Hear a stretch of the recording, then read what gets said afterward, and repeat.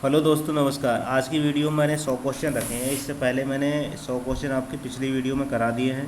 ठीक है। आज 101 से स्टार्ट करेंगे इस वीडियो के लिए।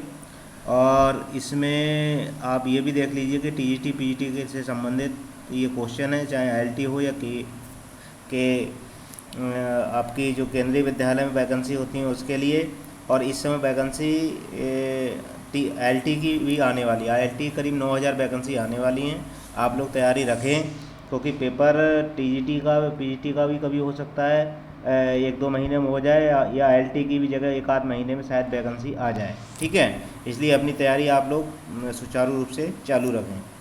ठीक है। पहला क्वेश्चन देखते हैं। इसमें पहला क्वेश्चन है आपका, निम्नलिखित में से किसको सच्चाई से एक मशीन माना जाता है? सच्चाई से एक मशीन माना जाता है जो रासायनिक ऊर्जा को बदलती है यांत्रिक कार्य में। रासायनिक ऊर्जा को किसमें बदलती है? यांत्रिक कार्य में। अंग माना जाता है, प्लीहा माना जाता है, मांसपेशी या लीवर। ठीक है। ऐसे मशीन माना जाता है जो रासायनिक ऊर्जा को यांत्रिक ऊर्जा में बदलता है। इसका कौन सा होगा सही? तो इसका आपका होगा कौन सा? सी वाला। कौन सा होगा? यानी मांसपेशी। क्या होती है? मांसपेशी। अगला देखिए, दूसरा क्वेश्चन है, व्यायामों के कारण किसके वजन में वृद्धि होती है? व्यायामों के कारण किसके वजन में वृद्धि होती है? थायराइड के, या थाइमस के, पिट्यूटरी के, या पिट्यूटरी और थायराइड के। तो व्यायाम के कारण किस में वृद्धि होती है आपकी? वो है आपका 102 का डी, यानी पिट्यूटरी और आपका थायराइड, इन दोनों में क्या है? वृद्धि होती है। अगला देखिए, अगला क्वेश्चन है 103, निम्नलिखित संरचनाओं में से किस संरचना में सबसे कम रक्त की आपूर्ति पाई जाती है? सबसे कम आपूर्ति रक्त की किस में होती है? मांसपेशी तंतु में, संवेदी तंत्रिकाओं में, या उपास्थि में? उपरोक्त में से कोई नहीं। तो इसमें देखिए 103 का कौन सा होगा? इसका होगा आपका सी। क्या होगा? उपास्थि में। जो उपास्थि में क्या है, संरचना में सबसे कम रक्त आपूर्ति पाई जाती है। इसमें इन संरचनाओं में सबसे कम आपूर्ति किसमें है? आपकी उपास्थि में। अगला क्वेश्चन देखिए, अगला क्वेश्चन है, मांसपेशी फाइबर के संकुचनशील तत्वों को किस नाम से जाना जाता है? मांसपेशी फाइबर के संकुचनशील तत्वों को किस नाम से जाना जाता है? पेशी तंतुओं, या स्पाइंडल, या मायोफिलामेंट, या संकुचनशील प्रोटीन। मांसपेशी के फाइबर संकुचनशील तत्वों को किस नाम से पुकारा जाता है? तो ये पुकारा जाता है आपको कौन सा? पेशी तंतुओं के नाम से इसे पुकारा जाता है। ठीक है। अगला क्वेश्चन देखिए, अगला क्वेश्चन है आपका, 1 मिलीमीटर रक्त में लगभग कितने प्लेटलेट्स मौजूद होते हैं? 1 मिलीलीटर रक्त में लगभग कितने प्लेट्स मौजूद होते हैं? ठीक है। कितने होते हैं? 2 इकाई, दहाई, सैकड़ा, हज़ार, 10,000, लाख। 2 लाख, 1 लाख, 3 लाख, या 4 लाख? कितने प्लेटलेट्स होते हैं? तो 105 का होगा सी। करीब 3 लाख प्लेटलेट्स होते हैं आपके 1 मिलीलीटर रक्त में। ठीक। अगले देखिए, अगले हैं आपका, एक डेड वयस्क में लगभग कितनी मात्रा रक्त की होती है? एक जो वयस्क पुरुष है उसके अंदर कितनी, या पुरुष हो या स्त्री हो, उसके अंदर कितने लीटर रक्त होता है? रक्त की मात्रा कितनी होगी? 3 लीटर होगी, 5 लीटर होगी, 6 से 8 लीटर होगी, या 7 से लेकर 10 लीटर होगी। तो छठे का जो 106 का होगा वो होगा बी, करीब 5 लीटर। ठीक है। कितनी होती है? डेड वयस्क लगभग कितनी मात्रा होती है? 6 लीटर। वो 5 लीटर पाई जाती है। ठीक है। और अगर 5 से अधिक होगी तो 5 से लेकर के, अगर 5 के अलावा अगर 6 लीटर तक दिया हुआ है तो 6 लीटर। 5 और 6 का अगर कॉलम होगा तो 5 और 6 लगाएंगे हम। ठीक है। 5 से 6। अगला देखिए, प्राथमिक चिकित्सा का लगभग सुझाव एक थके हुए लंबी दूरी के धावक के लिए होता है। प्राथमिक चिकित्सा का प्रथम सुझाव एक थके हुए लंबी दूरी के साजब के लिए क्या है? धावक के लिए क्या होता है? लंबी दूरी का धावक है, वो थका हुआ है, प्राथमिक चिकित्सा के रूप में उसे क्या देंगे? मालिश, या कोयोथेरेपी, या हाइड्रोथेरेपी, या कृत्रिम श्वास श्वसन। 107 का कौन सा होगा? 107 का होगा डी, उसे देंगे हम कृत्रिम श्वास। अगला देखिए, 108वां क्वेश्चन है, निम्नलिखित में से किन 2 सिद्धांतों का मिश्रण कंट्रास्ट बांध है? क्या है? क्रस्टार्च बार, विद्युत चिकित्सा और प्राकृतिक चिकित्सा, जल चिकित्सा और थर्मोथेरेपी, या डायाथर्मी और बर्फ चिकित्सा और थर्मोथेरेपी। क्या है इसका संबंध? तो 108 का जो होगा वो होगा डी आपका, बर्फ चिकित्सा और थर्मोथेरेपी का मिश्रण क्या है? Contrast bath. निम्नलिखित में से कौन बहिस्रावी ग्रंथियों का उदाहरण है? निम्नलिखित में से कौन बहिस्रावी ग्रंथियों का उदाहरण है? थाइमस ग्रंथि, पीनियल ग्रंथि, या एड्रिनल या आदिवृक्क ग्रंथि, या आपकी लार ग्रंथि। तो बहिस्रावी ग्रंथियों में से कौन सी है? बहिस्रावी ग्रंथियों का जो नाम है उसे कहेंगे लार ग्रंथि। ठीक है, लार ग्रंथि क्या है? बहिस्रावी ग्रंथियों के अंतर्गत आती है। अगला देखिए, अगला क्वेश्चन है, एक मनुष्य के हृदय का वजन औसतन कितना होता है? 200 ग्राम, 250, 200 से 250 ग्राम, 250 से 300 ग्राम, या 290 से लेकर के मतलब 330 ग्राम। तो 110 का जो होगा वो होगा कितना? मनुष्य का जो हृदय का भार होता है वो 250 से लेकर के 300 ग्राम तक होता है। निम्नलिखित में से कौन सी धीमी संकुचन मांसपेशी का उदाहरण है? अब इसमें देखिए, निम्नलिखित में से कौन सी धीमी संकुचन का उदाहरण? धीमी संकुचन, ठीक है, धीमी संकुचन का क्या है? टारपेजियस या मेडिकल, गैस्ट्रामियस, या सोलियस, या छाती की पेशियाँ। कौन सा होगा इसमें? 111 का जो होगा कौन सा है इसमें? सोलियस। क्या होगा? धीमी संकुचित मांसपेशी कौन सी है इसमें? सोलियस। सोलियस जो है धीमी मांसपेशी है, ठीक, संकुचित मांसपेशी। अगला देखिए 112, हृदय दर को स्पष्ट रूप से कहते हैं। हृदय दर को स्पष्ट रूप से क्या कहते हैं? हृदय दर को स्पष्ट रूप से क्या कहते हैं? प्रति मिनट डायस्टोनिक संकुचन की संख्या, प्रति मिनट हृदय के संकुचन की संख्या, या सी है आपका प्रति मिनट हृदय के द्वारा रक्त की मात्रा पंप करना, या डी है आपका दिया हुआ प्रति मिनट सिस्टोलिक संकुचन की संख्या। तो 112 का आपका होगा बी। 112 का क्या होगा? बी। प्रति मिनट हृदय के संकुचन की संख्या को क्या कहते हैं? हृदय दर। अगला देखिए, अगला है हड्डियों। 113वां क्वेश्चन है, हड्डियां लगभग कितने पानी की मात्रा से बनी होती हैं? हड्डियां लगभग कितने प्रतिशत लगभग पानी की मात्रा से बनी होती हैं? 31%, 40%, 51%, या 60%? कौन सा होगा इसमें? 113 का होगा ए, 31% पानी का भाग होता है हड्डियों के अंदर, ठीक है। अगला देखिए, अगला है निम्नलिखित में से कौन एक मादक पदार्थ है? मादक पदार्थ मतलब नशीला। मादक पदार्थ का मतलब कैसा है? नशीला पदार्थ, ठीक है। मार्फिन, कोकीन, या मारीजुआना, उपरोक्त सभी। तो 114 का कौन सा होगा बताइए? तो देखो, इसमें मार्फिन भी होता है नशीला पदार्थ, कोकीन भी नशीला पदार्थ है, और मारीजुआना भी नशीला पदार्थ है। तो इसका जो आंसर होगा वो होगा उपरोक्त सभी। अगला क्वेश्चन देखिए, अगला है क्वेश्चन आपका दिया हुआ, कोहनी के ऊपर के लिए कोरियोथेरेपी की चिकित्सा का समय निर्धारण है। कोहनी के उपचार के लिए कोरियोथेरेपी की चिकित्सा का समय निर्धारण है 20 मिनट से ज़्यादा, 20 मिनट से कम, 20 मिनट, उपरोक्त में से कोई नहीं। तो 115 का कौन सा होगा? 115 का आपका होगा बी। कौन सा? 20 मिनट से कम। कितना होना चाहिए? 20 मिनट से कम होना चाहिए। कोहनी के उपचार के लिए जो कोर थेरेपी जो कराई जाती है उसके लिए बात हो रही है। अगला देखिए, अगला है रक्त को बहने से रोकने का तेज और सबसे प्रभावी तरीका। रक्त अगर बह रहा है आपका कटने के दौरान या किसी चोट के दौरान, तो प्रभावी तरीका उसमें कौन सा होगा? आपका होगा टर्निकेस्टर्स, या घाव का सीधा प्रेशर दबाव, या हाई हाइड्रोथेरेपी, या कायोथेरेपी। क्या होगा इसका रक्त रोकने के लिए? तो 116 का जो होगा बी, घाव पर सीधा प्रेशर दबाव। घाव पर क्या है? सीधा प्रेशर दबाव। अगला क्वेश्चन देखिए, विश्व में लगभग कितने प्रतिशत मानव सीधे हाथ का प्रयोग करते हैं? विश्व में लगभग कितने प्रतिशत मानव सीधे हाथ का प्रयोग करते हैं? श्रेष्ठ हाथ के रूप में करते हैं या श्रेष्ठ हाथ के रूप में करते हैं? क्या है? विश्व के लगभग कितने प्रतिशत मानव सीधे हाथ का प्रयोग श्रेष्ठ हाथ के रूप में करते हैं। 50 से 60% या 75 से 80%, 90% या 95 से लेके 98%। तो 117 का होगा आपका सी, कितने 90% लोग। अगला देखिए, माकोड्रामा के कारण निम्नलिखित में से कौन सी चोट लगती है। माकोड्रामा के कारण निम्नलिखित में से कौन सी चोट लगती है।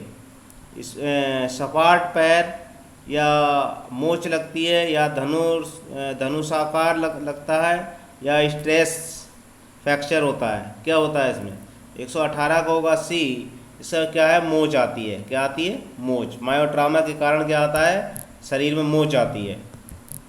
अगला देखिए, नहीं इसमें क्या है दिया हुआ, आपके कोड दिए हुए हैं, ठीक है। इसमें क्या दिए हैं, कोड दिए हैं, ठीक है। तो इसका कौन सा होगा आपका,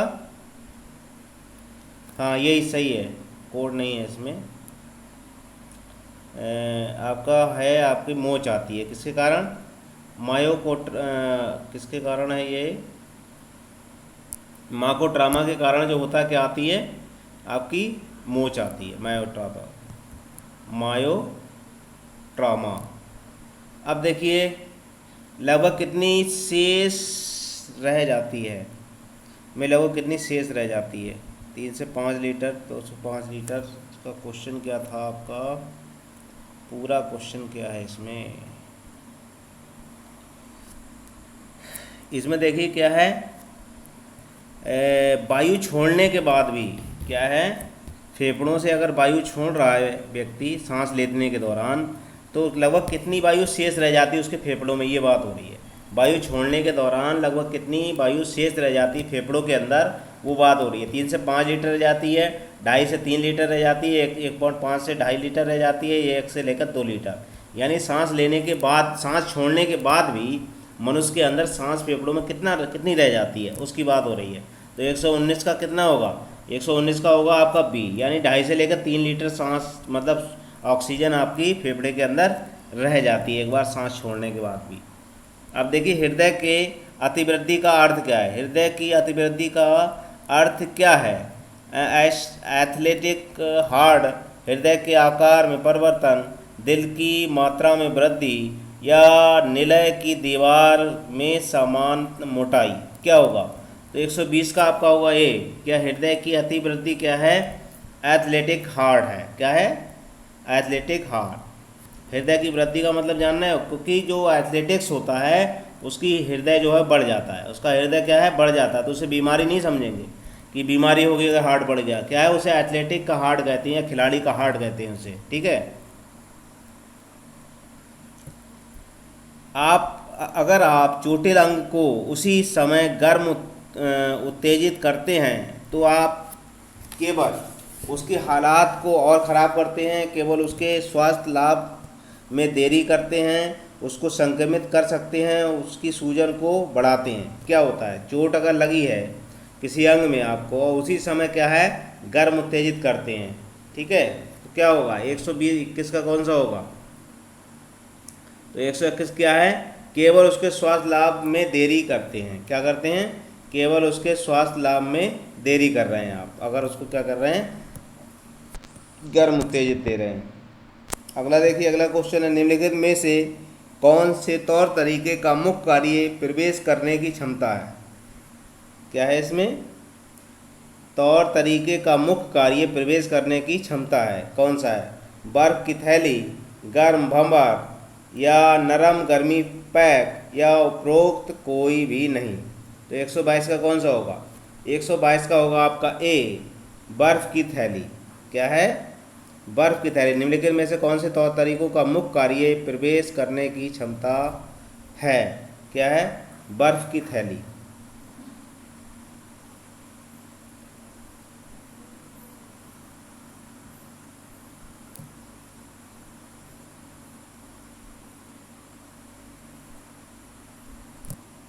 अगला क्वेश्चन देखिए, अगला क्वेश्चन है, फुटबॉल के खिलाड़ी एनाबोलिक्स स्टेरॉइड्स का प्रयोग अपनी किस क्षमता को बढ़ाने के लिए करते हैं। फुटबॉल का खिलाड़ी है, वो एनाबोलिक स्टेरॉइड्स का प्रयोग कर रहा है, किसकी क्षमता बढ़ती है उससे, गति और टैक्टिक्स टेक्निक की योग्यता में या दुबला शरीर, द्रव्यमान, लीन बॉडी मास और ताकत के लिए ध्यान केंद्रित करने की क्षमता या गेंद पर किक करने की शक्ति। तो इसका उपयोग जब कर रहा है तो क्या चीज़ प्राप्त होगी उसे। 130 का देखिए, 130 का जो होगा वो होगा आपका कौन सा, 130 का होगा बी, यानी दुबला शरीर, द्रव्यमान, लीन बॉडी मास और ताकत का उसमें वृद्धि होगी, ठीक है, उसके लिए उपयोग करता है। अगला देखिए, अगला है बीटा ब्लॉकर्स ड्रग्स का प्रयोग किस खेल के खिलाड़ी अधिकतर करते हैं। बीटा ब्लॉकर्स ड्रग्स, इसका उपयोग कौन से खिलाड़ी करते हैं, जिम्नास्ट के, तैराक के, बास्केट खिलाड़ी के या निशानेबाज। 124 का कौन सा होगा, तो 124 का जो होगा वो होगा आपका डी, यानी निशानेबाजी के खिलाड़ी जो निशानेबाज होते हैं वो इसका प्रयोग करते हैं, ठीक है। अगला देखिए, अगला क्वेश्चन है किसके लिए अल्ट्रासाउंड एक उच्च आकर्षक सामग्री है। किसके लिए अल्ट्रासाउंड एक उच्च आकर्षक सामग्री है, प्रोटीन के लिए, जल के लिए या कोलेजन के लिए या रक्त की आपूर्ति के लिए। तो 125 का होगा सी, ये कोलेजन के लिए है। किसके लिए, कोलेजन के लिए अल्ट्रासाउंड एक उच्च आकर्षक सामग्री है। अगला देखिए, अल्ट्रासाउंड और विद्युतीय उत्तेजना का मेल सबसे अधिक बार किसकी चिकित्सा में प्रयोग में लाया जाता है। काय के लिए लाया जाता है, दर्द के लिए या मांसपेशी पुनः शिक्षा मसल री एजुकेशन के लिए या मांसपेशियों की ऐंठन के लिए या सूजन के लिए। बताइए क्या होगा इसका। अल्ट्रासाउंड और विद्युतीय उत्तेजना का मेल सबसे अधिक किसके लिए किया जाता है, कौन सी चिकित्सा में। 126 का होगा बी, यानी मांसपेशी पुनः शिक्षा मसल री एजुकेशन के लिए। क्या है, मांसपेशी पुनः शिक्षा और मसल री एजुकेशन के लिए उसका प्रयोग किया जाता है। अगला देखिए, सिस्टोलिक और डिस्टोलिक दबाव में अंतर को कहते हैं, यानी सिस्टोलिक और डिस्टोलिक के अंतर को क्या कहते हैं। पल्स दर, पल्स अंतर, पल्स दाब या पल्स काउंट। 127 का कौन सा होगा, 127 होगा सी, इसे कहते हैं हम पल्स दाब। अगला क्वेश्चन देखिए, अगला क्वेश्चन है शरीर के किस भाग में लैक्टिक एसिड दुग्धाम्ल का परिवर्तन प्यूरुबिक एसिड एक साधारण कार्बोहाइड्रेट में होता है। यानी दुग्ध अम्ल की बात हो रही है और उसका परिवर्तन जो हो रहा है वो प्यूरुबिक एसिड के साधारण कार्बोहाइड्रेट में हो रहा है, लीवर में, पैर में, मांसपेशी में या पिलिया में। तो 128 का कौन सा होगा, 128 का होगा सी, ये मांसपेशियों में होता है, ठीक है। दुग्ध अम्ल कहाँ बनता है, मांसपेशियों, थकावट के दौरान बनता है। अगला देखिए, भारी व्यायामों के दौरान रक्त की आपूर्ति किस ओर अधिक होती है। अगर आप भारी व्यायाम कर रहे हैं उस समय हमारी रक्त की आपूर्ति किस ओर अधिक होगी, ये बताइए। भारी व्यायाम के दौरान रक्त की आपूर्ति किस ओर अधिक होगी, किडनी की ओर, दिमाग की ओर, त्वचा की ओर या कंकाल और कंकाल की मांसपेशी की ओर, किस ओर अधिक होगी। तो 129 का आपका जो होगा उसमें होगा डी, 129 का कौन सा होगा डी, कंकाल की मांसपेशी की ओर। किधर होगा, कंकाल की मांसपेशी की ओर अधिक होगा भारी व्यायाम के समय रक्त आपूर्ति। ऑक्सीजन की उपस्थिति में किए जाने वाले शारीरिक व्यायामों को कहते हैं। ऑक्सीजन की आपूर्ति में किए जाने वाले शारीरिक व्यायामों को क्या कहते हैं, आइसोमेट्रिक या एरोबिक या आइसोकाइनेटिक या एनाएरोबिक, किसे कहेंगे इसका। तो 130 का जो होगा आपका बी होगा, एरोबिक कहेंगे। क्या कहेंगे इसको, एरोबिक कहते हैं। अगला देखिए, घुटने उपस्थि चोटें मुख्य रूप से संबंधित होती हैं। घुटने उपास्थि चोटें मुख्य रूप से उपस्थित होती हैं, संबंधित होती हैं, किससे होती हैं। घुटने उपास्थि या चोटें मुख्य रूप से किससे संबंधित होती हैं, रोइंग से, कुश्ती से, बॉक्सिंग से या फुटबॉल से। ये घुटने उपास्थि और उसकी जो चोटें हैं वो किस में अधिकतर होती हैं, कौन से गेम में। तो 131 का डी, ये फुटबॉल में लगती हैं। किस में लगती हैं, फुटबॉल खेलते समय। अगला क्वेश्चन देखिए, अगला क्वेश्चन है अगर मांसपेशी तनाव लगातार लंबी अवधि तक बना रहता है तो ए उत्पन्न करता है। अगर मांसपेशी तनाव लगातार लंबी अवधि तक बना रहता है तो ए उत्पन्न करता है, क्या उत्पन्न करता है, मांसपेशी का टूटना, दिमाग परेशानी, दर्द और पीड़ा, मांसपेशियों में दर्द। तो 132 का कौन सा होगा, 132 का होगा सी, क्या होगा? दर्द और पीड़ा। लाल रुधिर कोशिकाओं का प्रमुख कार्य, लाल रुधिर कोशिकाओं का प्रमुख कार्य क्या है? ऊतकों को ऑक्सीजन का परिवहन, संक्रमण के खिलाफ लड़ाई, या मृत सेल को दूर करना, या रक्त परिसंचरण की में वृद्धि। लाल रुधिर कोशिकाओं का प्रमुख कार्य क्या है? ऊतकों में ऑक्सीजन का परिवहन, तो 133 का होगा आपका ए, यानी लाल रुधिर कणिकाओं का जो कार्य है वो हमारे शरीर में क्या है? ऊतकों में ऑक्सीजन का परिवहन करना, ऑक्सीजन की पूर्ति हमारे शरीर में करना है लाल रुधिर कणिकाओं का कार्य। ठीक है, अगला क्वेश्चन देखिए। त्वचा चमड़ी के नीचे के ऊतकों में लसिका तरल पदार्थ के अत्यधिक संचय को कहते हैं। त्वचा या चमड़ी के नीचे ऊतकों में लसिका तरल पदार्थ के अत्यधिक संचय को क्या कहेंगे? सूजन कहेंगे, या लिम्फेटमा या शरीर के ऊतकों का सूजन कहेंगे, या जोड़ों की सूजन कहेंगे, या खड़ी सूजन कहेंगे? क्या कहेंगे उसे? तो 134 का जो होगा वो होगा बी आपका। क्या कहेंगे इससे? लिम्फेटमा कहेंगे, लिम्फेटमा कहेंगे, यानी शरीर के ऊतकों में सूजन कहेंगे। ठीक है, अगला क्वेश्चन देखिए है, सहानुभूति तंत्र में उत्तेजना उत्पत्ति करती है। सहानुभूति तंत्र का तंत्र में उत्तेजना उत्पत्ति करती है। वैकल्पिक वृद्धि और दिल की दर में कमी, दिल की दर में वृद्धि, दिल की दर में कमी, या दिल का कोई प्रभाव नहीं पड़ता। क्या होता है इसमें? तो ये है आपका 135 का आपका होगा बी। क्या है? दिल की दर में वृद्धि। क्या होता है? दिल की दर में वृद्धि हो जाती है। अब हाइपोग्लाइसीमिया एक ऐसी स्थिति होती है जिसमें शरीर में निम्नलिखित की मात्रा निम्न स्तर की होती है: ग्लूकोज की, कोलेस्ट्रॉल की, ऑक्सीजन की, या शरीर के तरल पदार्थ की। तो 136 का आपका होगा किसकी मात्रा होगी? ग्लूकोज की। ठीक है, निम्नलिखित में से कौन उत्तरदायी है लसिका मूवमेंट के लिए? कौन उत्तरदायी है लसिका मूवमेंट के लिए? क्या कौन उत्तरदायी है? देखिए, मांसपेशी गतिविधियाँ, सक्रिय और निष्क्रिय गतिविधियाँ, उन्नत स्थितियाँ, या उपरोक्त सभी।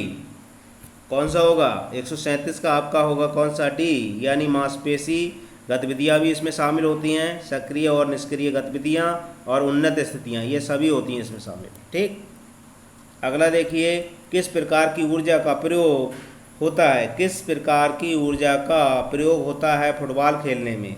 मांसपेशी ऊर्जा का, गतिज ऊर्जा का, विद्युतीय ऊर्जा का, या तापीय ऊर्जा का?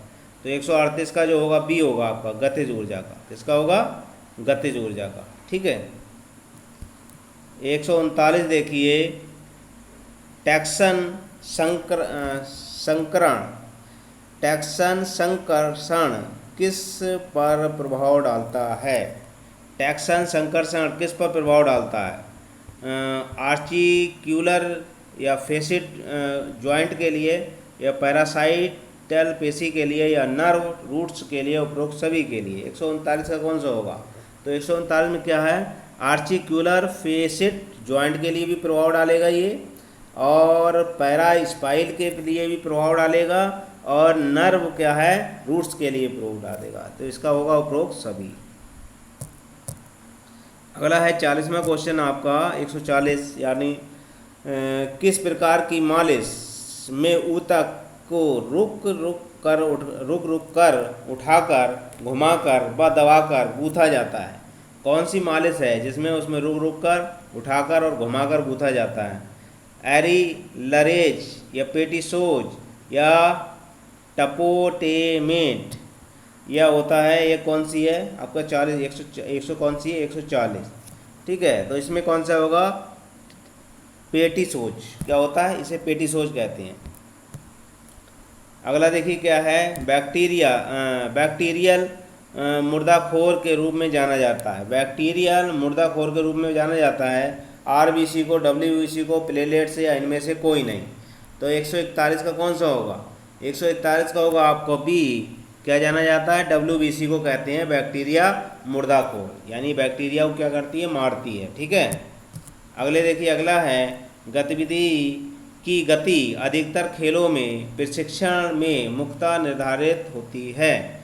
क्या है? गतिविधि की गति अधिकतर खेलों में प्रशिक्षण में मुख्यतः निर्धारित होती है। गति प्रशिक्षण, वर्कआउट या सजगता की स्थिति, या वार्म अप व्यायाम द्वारा, या कौशल दोहराव से। कौन सा होगा सही? 142 का होगा बी आपका, सजगता की स्थिति। मांसपेशियां बदलती हैं विद्युत ऊर्जा को रासायनिक ऊर्जा में, रासायनिक ऊर्जा को विद्युत ऊर्जा में, रासायनिक ऊर्जा को यांत्रिक ऊर्जा में, या यांत्रिक ऊर्जा को रासायनिक ऊर्जा में। मांसपेशियां किस में क्या चेंज कर रही हैं? 143 का आपका होगा सी, ये रासायनिक ऊर्जा को यांत्रिक ऊर्जा में बदल देती हैं। किसको? रासायनिक ऊर्जा को यांत्रिक ऊर्जा में बदलती हैं। अगला देखिए क्या है, फाइबर जो आवेगों सूचनाओं को पेरीफेरी से एकत्र करके मस्तिष्क की ओर ले जाती हैं, वे हैं। फाइबर जो आवेगों सूचनाओं को पेरीफेरी से एकत्र करके मस्तिष्क की ओर ले जाते हैं, वे हैं, क्या कहलाते हैं? 144 का कौन सा होगा आपका?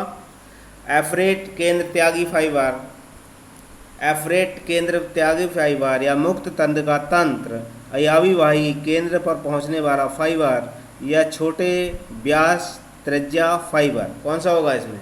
144 का होगा सी, यानी अविवाही या केंद्र पर पहुंचने वाला फाइबर होता है ये।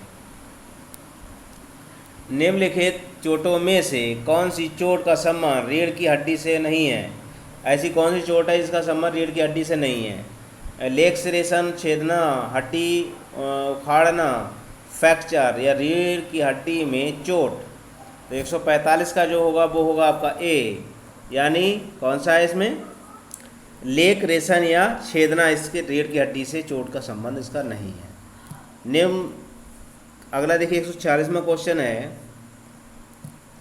किसी भी कारण से अगर शरीर की ऑक्सीजन पूर्ति बाधित या कट जाती है तो कितने समय बाद मौत हो जाएगी? अगर शरीर में ऑक्सीजन की पूर्ति बाधित हो रही है या कट जाती है तो कितने समय बाद आपकी मृत्यु हो सकती है? 30 से 40 सेकंड में, 2 से 3 मिनट में, 5 से 6 मिनट में, 1 से 2 मिनट में। तो 146 का कौन सा होगा? 146 का होगा सी, 5 से लेकर 6 मिनट में आपकी मौत हो सकती है। अगला देखिए, अगला क्वेश्चन है, खिंचाव एक चोट है जो संबंधित है, खिंचाव एक चोट है जो संबंधित है किससे? लिगामेंट्स से, मांसपेशी से, संयोजी ऊतक से, या हड्डी से। तो 147 का होगा बी, ये मांसपेशी से संबंधित है। किससे? मांसपेशी से। अगला क्वेश्चन देखिए, अगला क्वेश्चन है, माइटोकांड्रिया एक महत्वपूर्ण भूमिका अदा करता है चयापचय कार्य में। माइटोकांड्रिया एक महत्वपूर्ण भूमिका अदा करता है चयापचय कार्य में। माइटोकांड्रिया किसकी भूमिका अदा कर रहा है? किसमें? ऊर्जा के उत्पादन में, कोशिका शोषण में, या न्यूरो संरक्षण में, कार्बन डाइऑक्साइड के उन्मूलन में। तो माइटोकांड्रिया क्या काम कर रहा है ये बताइए? तो ये कर रहा है 148 का होगा बी, कोशिका के शोषण में। किसमें करता है कार्य? कोशिका के शोषण में कार्य करता है माइटोकांड्रिया। मानव शरीर में किस जगह मुक्त फ्री ऑक्सीजन है? मानव शरीर में किस जगह फ्री ऑक्सीजन है? मुक्त या फ्री ऑक्सीजन नाइट्रोजन पाई जाती है, ऑक्सीजन और नाइट्रोजन पाई जाती है। ठीक है, पेट और आंतों में, लीवर और अग्नाशय में, फेफड़ों और ट्रेकिया में, खून और आंतों में। तो 149 का आपका कौन सा होगा? डी, खून और आंतों में। ठीक है, क्या पाया जाता है? मुक्त या फ्री ऑक्सीजन और नाइट्रोजन। अगले देखिए, अगला क्वेश्चन है, निम्नलिखित में से किन ऊतकों में अधिक योग्यता होती है कि वे चोट के उपचार में स्वयं योगदान देते हैं? निम्नलिखित में से किन ऊतकों में अधिक योग्यता होती है कि वे चोट के उपचार में स्वयं योगदान देते हैं? क्या होगा इसमें? एपिथेलियस उपकला ऊतक में, संयोजी ऊतक में, दिमाग के ऊतकों में, या मांसपेशी ऊतकों में। किस में होगा? तो 150 का होगा ए, क्या होगा इसमें? एपिथेलियल उपकला ऊतक में। निम्नलिखित में से किस फाइबर में माइटोकांड्रिया की संख्या अधिक होती है? निम्नलिखित में से किस फाइबर में माइटोकांड्रिया की संख्या अधिक होती है और मायोग्लोबिन की उच्च सांद्रता होती है? ठीक है। माइटोकॉन्ड्रिया की संख्या अधिक होती है और मायोग्लोबिन की उच्च सांद्रता होती है। कौन सा फाइबर है वो, ठीक है। तेज संकुचन फाइबर, धीरे संकुचन फाइबर, ए और बी दोनों उपरोक्त में से कोई नहीं। तो 151 का होगा आपका बी, धीरे संकुचन फाइबर। क्या होता है? धीरे संकुचन फाइबर। निम्नलिखित में से कौन मुख्य रूप से जिम्मेदार है रक्त के थक्के के लिए? रक्त का थक्का के लिए कौन सा जिम्मेदार है? ठीक है, थ्रोम्बोसाइट्स या ल्यूकोसाइट्स या हीमोग्लोबिन या फैगोसाइट्स। रक्त के थक्के के लिए कौन सा जिम्मेदार है इसमें? 152 का आपका होगा ये, थ्रोम्बोसाइट्स। क्या होता है ये? थ्रोम्बोसाइट जो है वो रक्त का थक्का जमाने में मदद करता है। अगला देखिए, अगला है, एक प्रशिक्षित खिलाड़ी में दिल की प्रत्येक मिनट मालूम होता है। एक प्रशिक्षित खिलाड़ी के दिल की प्रत्येक मिनट मालूम होती है बढ़ती हुई, समान, घटती हुई, उपरोक्त में से कोई नहीं। 153 का होगा आपका सी। कौन सा होगा? घटती हुई। कौन सी होती है? घटती हुई। 154 देखिए, निम्नलिखित में से किन भागों में खून का प्रवाह कम होता है? निम्नलिखित में से किन भागों में खून का प्रवाह कम होता है? कार्डियोवैस्कुलर या हृदय संस्थान में, धमनियों में, कोशिकाओं में, नसों में या धमनिकाओं में? धमनिकाओं में किस में होता है? 154 का जो होगा बी। 154 का कौन सा है? बी होगा, कोशिकाओं में होता है। ये किस में होता है? कोशिकाओं में। एक देखिए, एट्रोफी की दर किसके माध्यम से एक्सलरेट त्वरित उत्तेजित होती है? एट्रोफी की दर किसके माध्यम से एक्सलरेटेड त्वरित उत्तेजित होती है? किसमें? चंचलता, खिंचाव, रिसेप्टर्स में, या एक्टिन और मायोसिन तंतु में, या रक्त बहाव में, या गोल्डन क्या है टेंडन में? किस में होगा ये? 155 का जो होगा वो होगा आपका कौन सा? सी। किस में होता है? रक्त बहाव में। अगला देखिए, अगला क्वेश्चन है आपका, कंट्रापेशी होते हैं मुख्य कारण होता है। कंट्रापेशी होने का मुख्य कारण क्या होता है? कंट्रापेशी सीधी सीढ़ी से गिरने से, या अत्यधिक कूदने से, पेशी का कठिन खिंचाव, या कठोर सरल पर दौड़ने चलने से? किस में होता है? 156 का आपका होगा डी। क्या है? कठोर सतह पर दौड़ने और चलने से। रक्त लैक्टेट संचय की शुरुआत को कहते हैं? रक्त लैक्टेट संचय की शुरुआत को क्या कहते हैं? अवायवीय सीमा या एरोबिक वायुजीवी सीमा, ए और बी दोनों, या लैक्टेशन? क्या कहेंगे इसको? 157 का जो होगा वो होगा आपका ए। क्या कहते हैं इसको? आवासीय सीमा।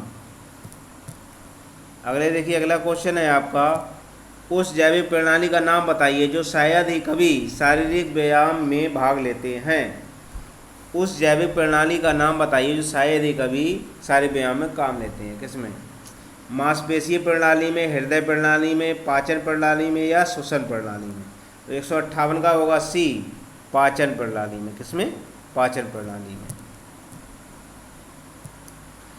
खेल चोटों के निम्नलिखित में से किसके द्वारा कम किया जा सकता है?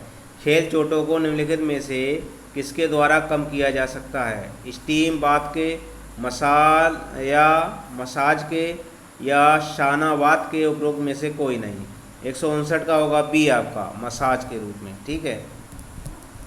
अगला देखिए, रक्त बहाने के समय शरीर की जीवित कोशिकाएं ऑक्सीजन की प्राप्ति किससे करती हैं? रक्त बहने के समय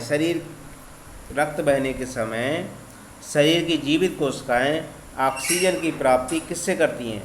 श्वेत रुधिर कणिकाओं से, लाल रुधिर कणिकाओं से, रक्त प्लाज्मा से, या रक्त प्लेटलेट से? तो 160 का होगा आपका क्या है? लाल रुधिर कणिकाओं से। अगला देखिए क्या है, थेराप्यूटिक्स या चिकित्सकीय व्यायामों को और किस नाम से जाना जाता है? थेराप्यूटिक या चिकित्सीय व्यायाम को और किस नाम से जाना? मेडिकल जिम्नास्टिक या रिदमिक जिम्नास्टिक या मेंटल जिम्नास्टिक या जर्मन जिम्नास्टिक? तो 161 का होगा आपका ये मेडिकल जिम्नास्टिक के नाम से इसे जाना जाता है। एथलीट फुट का कारण है, एथलीट फुट का क्या कारण है? Fungus, virus, bacteria. यह एक एथलीट का मांसपेशीय पैर है। एथलीट फुट का क्या कारण? एथलीट फुट को क्या कहेंगे? तो ये है क्या? ये एक फंगस। एथलीट फुट जो है वो एक फंगस है। क्या है? फंगस। अगला देखिए, अगला क्वेश्चन है आपका प्रेशर मैनिपुलेशन उपविभाजित होती है। प्रेशर मैनिपुलेशन उपविभाजित होती है किसमें? क्या है? थरथराहट और कंपन में, एफली रेंज और थपथपाना में, या हैंकिंग और ताली बजाना में, या शार्पना, पेट्री सेज और घर्षण में। तो 163 का कौन सा होगा आपका? 163 का होगा ए, यानी कौन सा होगा? थरथराहट और कंपन में। अगला क्वेश्चन देखिए, अगला क्वेश्चन है किसी मांसपेशी की विरोधी अंटागोनिस्ट मांसपेशी का क्या कार्य है जब शारीरिक क्रियाएं प्रदर्शित की जा रही हों? किसमें? तो 164 का आपका होगा कौन सा होगा? झूलता हुआ बनेगी, तेज कार्य करेगी, गतिहीनता करेगी या आराम करेगी? क्या है? किसी मांसपेशी की विरोधी अंटागोनिस्ट मांसपेशी का क्या कार्य है जब शारीरिक क्रियाएं प्रदर्शित की जा रही हों? तो वह क्या कार्य करेगी? तो वह करेगी 164 का डी, यानी आराम करेगी। क्या करेगी? आराम। अगला देखिए, अगला क्वेश्चन है आपका निम्नलिखित में से किस ड्रग पर अंतर्राष्ट्रीय ओलंपिक कमेटी आईओसी ने प्रतिबंध निषेध नहीं लगाया? प्रतिबंध निषेध कौन सा इसमें देखिए किसकी बात हो रही है? ड्रग की बात हो रही है। अल्कोहल में, कोकीन पर, इफेड्रिन में, या मरीजुआना में? तो 165 का आपका ए होगा। क्या है? अल्कोहल पर क्या है? प्रतिबंध निषेध नहीं है। अगला देखिए, निम्नलिखित में से किस एंजाइम को लार ग्रंथि स्रावित करती है? कौन सा एंजाइम लार द्वारा स्रावित होता है? वह देखिए कौन सा होगा? लाइपेज या एमाइलेज या पेप्टोन या ब्रोक में से कोई नहीं। तो 166 का जो होगा बी होगा आपका, एमाइलेज। कौन सा होगा? एमाइलेज। 167 देखिए, 167 में है आपका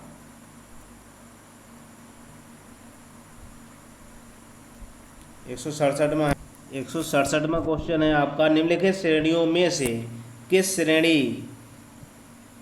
श्रेणी वर्ग के खिलाड़ियों द्वारा साधारण रक्त डोपिंग का प्रयोग किया जाता है? निम्नलिखित में से किस श्रेणी वर्ग के खिलाड़ियों द्वारा रक्त डोपिंग का प्रयोग किया जाता है? परिशुद्धता खेल, या तीरंदाज और निशानेबाज, गेंद के खेल या बॉल गेम्स, या सहन क्षमता एथलीटों द्वारा? तो 167 का जो आपका होगा वो होगा डी, सहन क्षमता और एथलीटों द्वारा इसका प्रयोग किया जाता है। अगला देखिए, पिंडली कंबड़ी कहाँ होता है? क्या है? साइन स्प्लाइट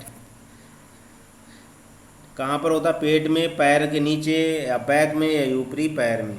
तो 168 का होगा आपका बी, किसमें होता है? ये पैर के नीचे।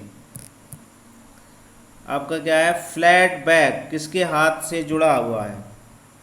फ्लैट बैक किसके साथ जुड़ा हुआ? किसके साथ जुड़ा हुआ है? छाती के साथ, कंधे के क्षेत्र में, या वक्ष के क्षेत्र में, या रीढ़ की कमर संबंधी? किससे है ये संबंध रखता है? तो 169 का आपका होगा कौन सा? डी, ये सकता है रीढ़ की कमर संबंधी से। ठीक है, रीढ़ से क्या है? रीढ़ से जुड़ा हुआ है ये फ्लैट बैक।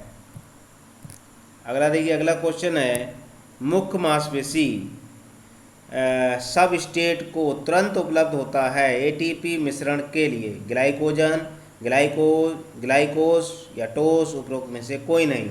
170 का आपका होगा क्या, ग्लाइकोजन। एटीपी को तुरंत प्राप्त होता है, ठीक है।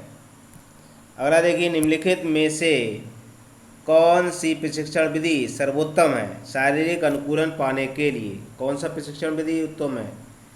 अंतराल प्रशिक्षण विधि, सर्किट प्रशिक्षण विधि, वजन प्रशिक्षण विधि या उच्च ऊंचाई प्रशिक्षण विधि?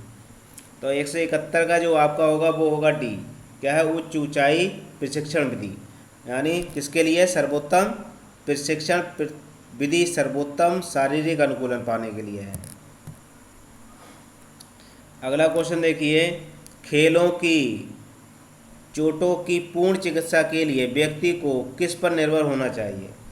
खेलों की चोट की पूर्ण चिकित्सा के लिए व्यक्ति को किस पर निर्भर होना चाहिए? अनुकूलन पर या फिजियोथेरेपी पर या सुधारात्मक व्यायाम पर, ए या सी दोनों पर? तो 172 का जो आपका होगा वो डी, यानी क्या किस पर होगा ये, यानी फिजियोथेरेपी पर और सुधारात्मक व्यायाम दोनों पर होगा ये, ठीक। सबसे महत्वपूर्ण कारक माना जाता है जो खेल चोटों से सुरक्षा की गारंटी प्रदान करता है। सबसे महत्वपूर्ण कारण माना जाता है जो खेल चोटों से सुरक्षा की गारंटी प्रदान करता है।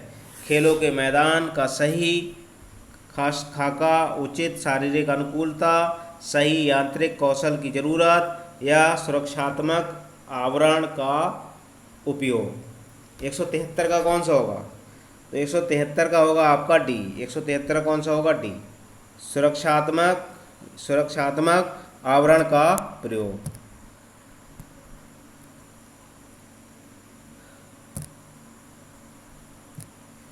हृदय के निम्नलिखित किस भाग से महाधमनी जुड़ी होती है? हृदय की निम्नलिखित किस भाग से महाधमनी जुड़ी होती है? दायां निलय से, बायां निलय से, बायां आलिन से या दायां आलिन से? हृदय के लिए किस भाग से महाधमनी जुड़ी हुई होती है? तो 174 का आपका हो सकता क्या है, महाधमनी किससे जुड़ी होगी? तो बायां निलय से। किससे होगी? बायां निलय से होती जुड़ी हुई, ठीक है। अगला देखिए, भारी वजन प्रशिक्षण से हो सकता है, भारी वजन प्रशिक्षण से क्या हो सकता है? ऑस्टियोपोरोसिस या थाइपरप्लासिया या मांसपेशी अतिवृद्धि या मांसपेशी कम वृद्धि। 175 का कौन सा होगा? 175 का होगा सी आपका, मांसपेशी अतिवृद्धि होती है। अगला देखिए, अगला है क्वेश्चन आपका 176वां, थाइपोक्सिया की स्थिति में निम्नलिखित में से किसको अत्यधिक कम मात्रा में ऑक्सीजन की प्राप्ति होती है? थाइपोक्सिया की स्थिति में निम्न में से किसको अत्यधिक कम मात्रा में ऑक्सीजन की प्राप्ति होती है? ऊतकों को या मस्तिष्क कोशिका को या फेफड़ों को या दिल को? 176 का होगा ये, ऊतकों के लिए।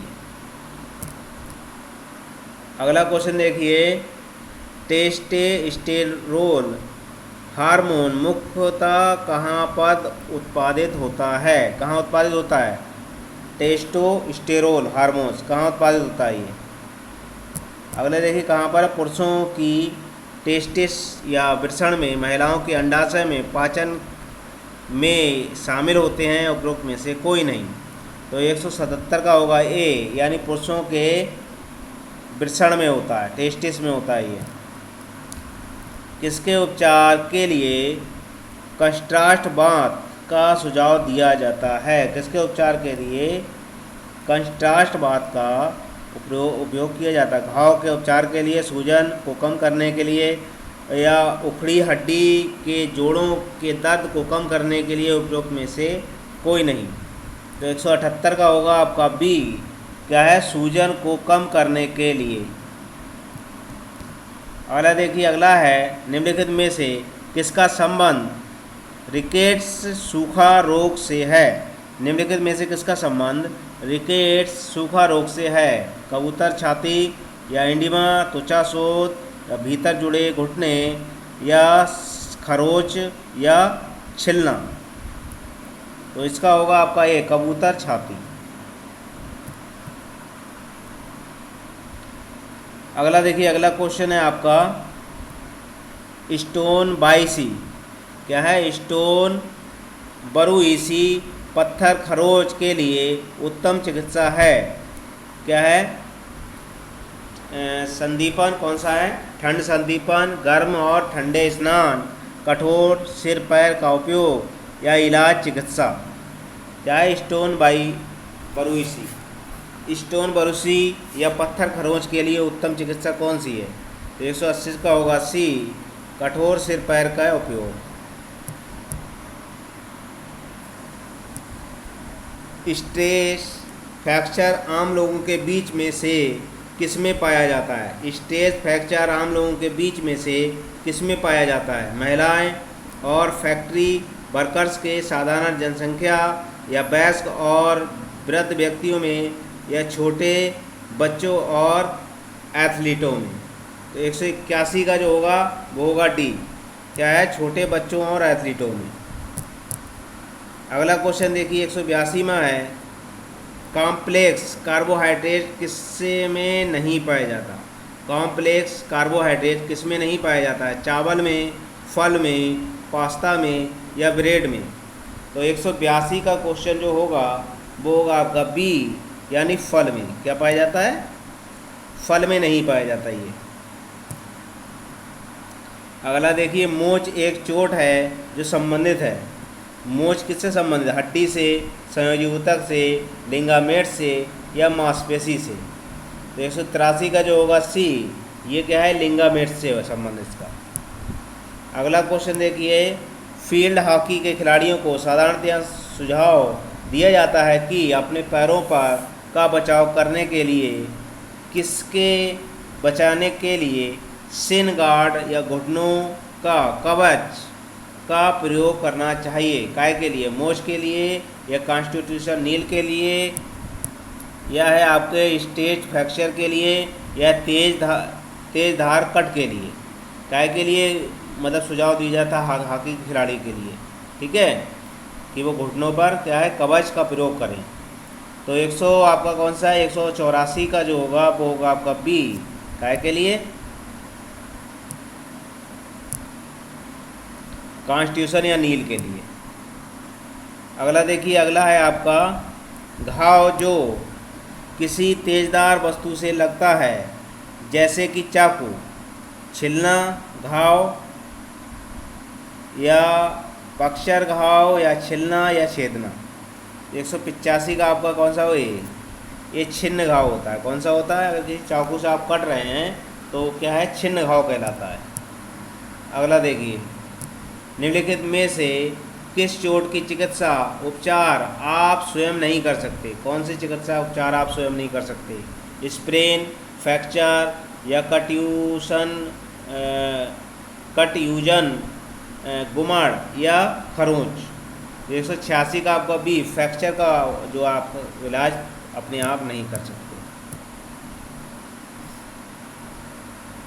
अगला क्वेश्चन देखिए 187 का, एक पूर्ण राउंड करने के लिए रक्त की बूंद को लगभग कितना समय लगता है शरीर में। एक पूर्ण राउंड करने के लिए रक्त की बूंद को लगभग कितना समय लगता है। 187 का ए, 30 सेकंड। कितना समय लगता है, 30 सेकंड। मांसपेशियों में मौजूद पानी किसके लिए उत्तरदायी होता है। मांसपेशियों में मौजूद पानी किसके लिए उत्तरदायी होता है, ताकत के लिए, सहनशीलता के लिए, लचीलापन के लिए या शक्ति के लिए। 188 का सी होता है लचीलापन के लिए, ठीक है। अगला क्वेश्चन देखिए, निम्नलिखित में से किसको नर्वस सिस्टम की मुख्य रेखा के रूप में जाना जाता है। निम्नलिखित में से किसको नर्वस सिस्टम की मुख्य रेखा के रूप में जाना जाता है। 189 का होगा सी, रीढ़ की हड्डी के रूप में। अगला है 190वां क्वेश्चन, निम्नलिखित में से रक्त द्वारा परिवहन किए जाते हैं। रक्त द्वारा परिवहन किसका किया जाता है, ऑक्सीजन का, हार्मोन्स का, एंजाइम का, उपरोक्त सभी का। तो इसमें ऑक्सीजन का भी होता है, हार्मोन्स भी होती है और एंजाइम भी होते हैं, उपरोक्त सभी होगा, इसमें सभी का परिवहन किया जाता है रक्त द्वारा। 1 घंटे में हमारी किडनियाँ कितनी बार खून की सफाई करती है। 1 घंटे में हमारी किडनियाँ कितनी बार खून की सफाई करती है, 1 बार, 2 बार, 3 बार या 4 बार। तो 191 का आपका होगा बी, यानी 2 बार। 1 घंटे में 2 बार कितनी काम करती है, खून को साफ करती है। खून ऑक्सीजन रहित कौन करता है? खून को ऑक्सीजन रहित कौन करता है? फेफड़े, मांसपेशी, तंत्रिकाएं या दिल? तो 192 का कौन होगा आपका? मांसपेशी। मांसपेशियाँ जो होती हैं वो खून को क्या है, ऑक्सीजन रहित करती हैं, मतलब ये ऑक्सीजन को अवशोषित कर लेती हैं, ब्लड में ऑक्सीजन नहीं रहती। अगला देखिए, अगला है अंदर की तरफ घुटने, अंदर की तरफ मुड़े घुटने किसके कारण उत्पन्न होते हैं? अंदर की तरफ अगर घुटने हैं मुड़े हुए तो क्या होगा उसमें? जैनू पैर होगा वो, या स्कोनियोसिस होगा, या चपटे पैर होंगे, बाहर की तरफ मुड़ी एड़ी टांगे होंगी। 193 का आपका होगा कौन सा? सी। क्या होता है? चपटे पैर होते हैं वो।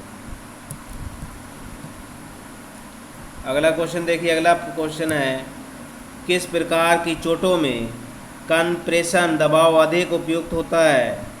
अचानक और जल्दी से आने वाली सूजन, जो चोट एक चट्टान के नीचे आने से लगती है, जो चोट बड़ी हड्डियों के कारण उत्पन्न होती है, जो चोटें मांसपेशियों के अधिक उपयोग से लगती हैं। 194 कौन सा होगा? तो 194 का होगा ए, अचानक जल्दी से आने वाली सूजन। अचानक और जल्दी से आने वाली सूजन, कंप्रेशन दबाव अधिक उपयुक्त होता है। ठीक है। अगला देखिए 195 में क्वेश्चन है, एक स्वस्थ वयस्क व्यक्ति का साधारणतः कोलेस्ट्रॉल का स्तर क्या होता है? एक वयस्क व्यक्ति का साधारणतः कोलेस्ट्रॉल का स्तर क्या है? 60 से 190 mg प्रति 100 ml प्लाज्मा, या 50 से 180 mg प्रति 100 ml प्लाज्मा, 170 से 180 mg प्रति 100 ml प्लाज्मा, या 60 से 160 mg प्रति 100 ml प्लाज्मा। तो 195 का कौन सा होगा? 195 का होगा बी, 50 180 mg प्रति 100 ml प्लाज्मा।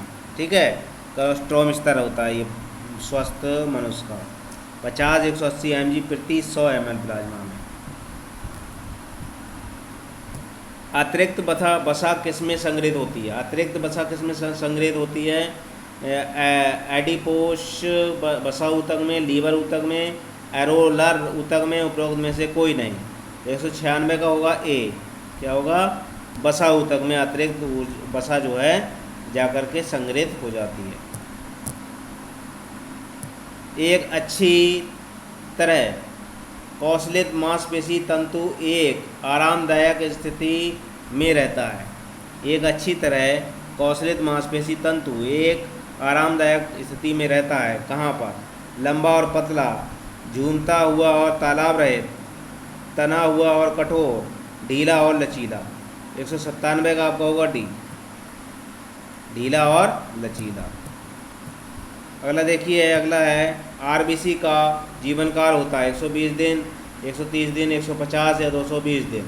198 का कौन सा होगा? 120 दिन होता है आरबीसी का, और डब्ल्यूबीसी का अगर पूछा जाए तो वो होता है 4 से 5 दिन, 4 से 5 दिन होता है इसका। अगला देखिए, मोनोसैकराइड्स है। मोनोसैकराइड्स क्या है? 199 का क्या है? ये वसा है, कार्बोहाइड्रेट है, या प्रोटीन है? तो मोनोसैकराइड जो है वो है आपका कार्बोहाइड्रेट। क्या है? कार्बोहाइड्रेट है ये मोनोसैकराइड्स। अब क्या है अगला क्वेश्चन देखिए, अगला क्वेश्चन है आपका, शरीर का अशुद्ध रक्त दिल के किसके द्वारा प्रवेश करता है? शरीर का अशुद्ध रक्त दिल में किसके द्वारा प्रवेश करता है? अशुद्ध रक्त की बात हो रही, किसके द्वारा प्रवेश करेगा? इन्फीरियर वेना कोवा के द्वारा, सुपीरियर वेना कोवा के द्वारा, या कोरोनरी साइट्स के द्वारा, उपरोक्त सभी के द्वारा। तो 200 में क्वेश्चन का आंसर कौन सा होगा? 200। तो 200 का जो होगा वो होगा आपका कौन सा? डी वाला, यानी इन्फीरियर वेना कोवा के द्वारा भी, सुपीरियर वेना कोवा के द्वारा भी, कोरोनरी साइनस के द्वारा भी ये उपरोक्त होगा। ठीक है। ये 200 मतलब 100 क्वेश्चन आज की वीडियो मैंने करा दिए हैं। ठीक है। मेरी वीडियो अच्छी लगी हो तो दोस्तों को शेयर करें, और मेरे चैनल को अभी तक सब्सक्राइब ना किया हो सब्सक्राइब कर लें, बेल आइकन की घंटी दबा दें ताकि आने वाली वीडियो और पिछली सारी वीडियो आपको मिल सकें। धन्यवाद।